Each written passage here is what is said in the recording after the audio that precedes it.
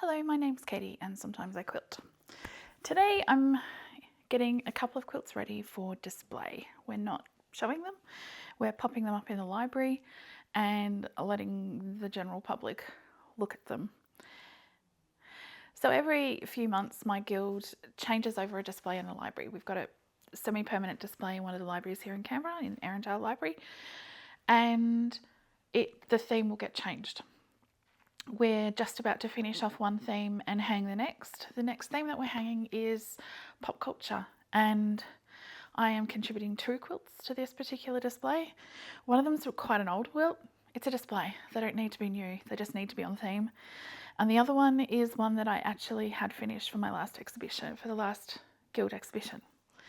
So we'll start with this one, which a lot of people will recognise the pattern as Steampunk by Jen Kingwell. This quilt is called All of the Fandoms, and you can see I have fussy cut and put in all sorts of fan related fabrics. So I've got everything from Doctor Who, Star Trek, Star Wars, some Marvel. I think I've got some DC and some gaming related ones as well. This is one that I completed a few years ago now, and it sits over the back of my partner's chair. He loves the backing for this quilt because I went on to Spoonflower and I found an enterprise schematic, and there's Mishra, and there is no up or down for this quilt, I don't think, but I think we might put the sleeve across this edge here so that it can hang up quite nicely. I machine and hand piece this, so I started piecing it by hand and then really wanted it finished, so I did a whole heap by machine as well. It's a bit scrappy in places.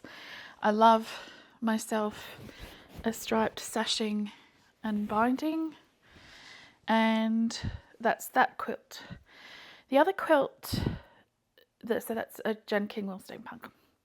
The other quilt that I've got is one that I started at the beginning of the year.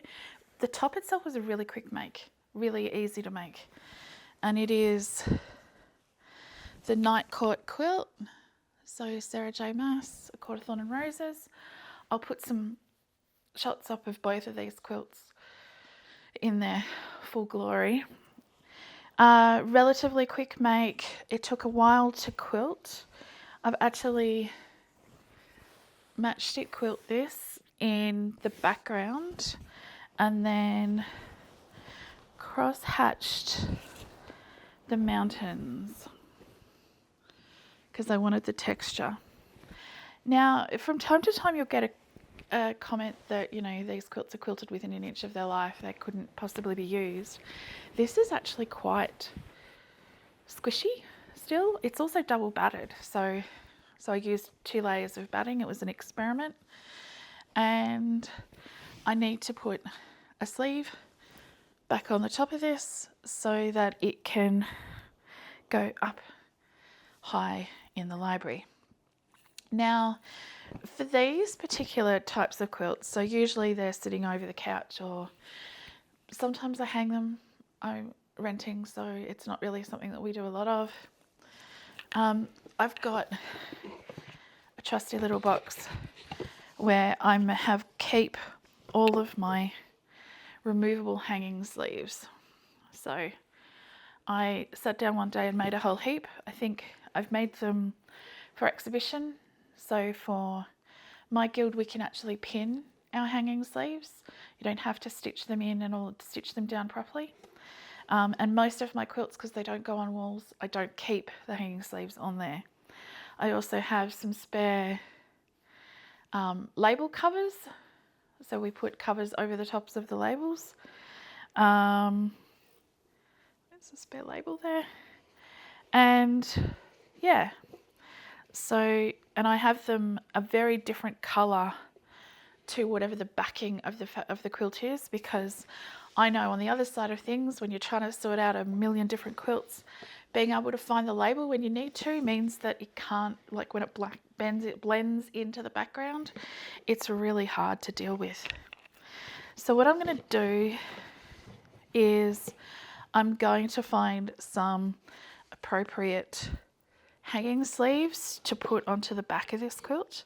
Now I've got a lot of really short ones which I use for split hanging sleeves. So if your quilt is over a particular dimension, it needs to be split rather than just one solid piece of fabric, because it needs to be able to hang on a frame. And the way that our frames work in Guild is that we've got the, if you can imagine, the rod sits in a cradle, but we can make it so that the sides of the frame are actually hidden behind the quilt. So we need it split so that you can actually hang the quilt in the cradle.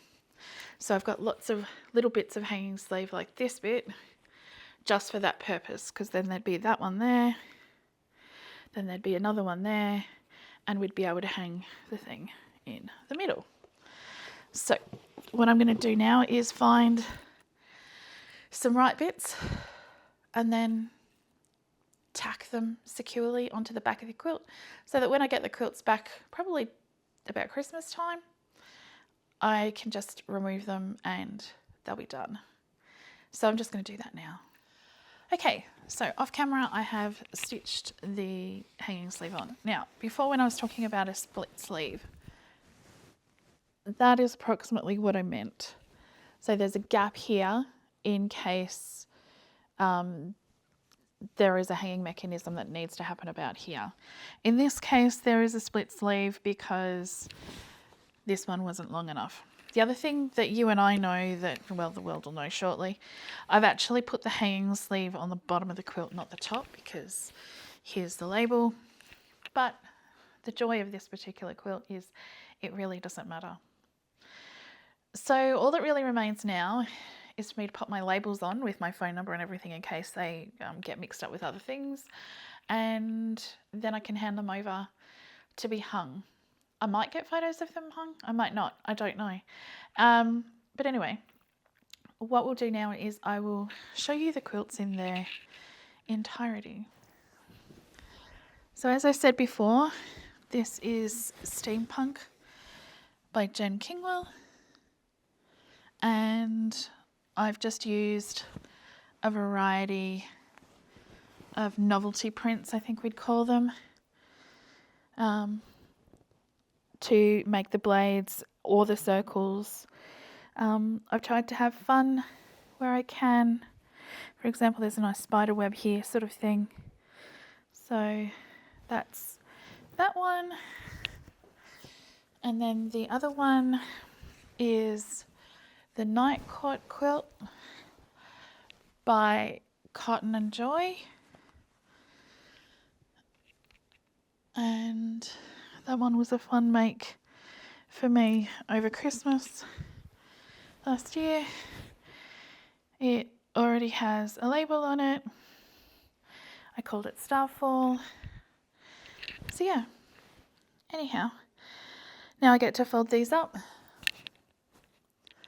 and they get to go on their journey. Speaking of journeys, I'm heading to Melbourne this afternoon. I really should pack. Bye.